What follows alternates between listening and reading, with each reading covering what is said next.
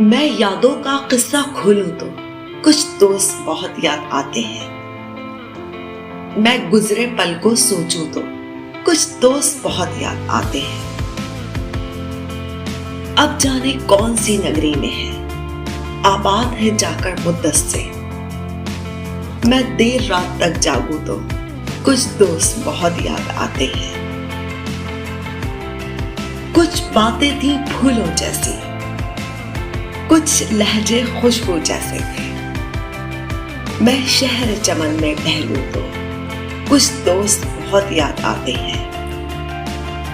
सबकी जिंदगी बदल गई, एक नए सांचे में ढल गई। किसी को नौकरी से फुर्सत नहीं और किसी को दोस्तों की जरूरत नहीं। सारे यार गुम हो गए हैं, तू से तुम और आप हो गए हैं।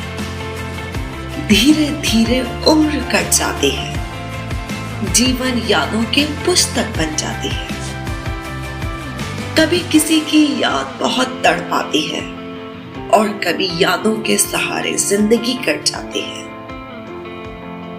किनारों पर सागर के खजाने नहीं आते, फिर जीवन में दोस्त पुराने नहीं आते।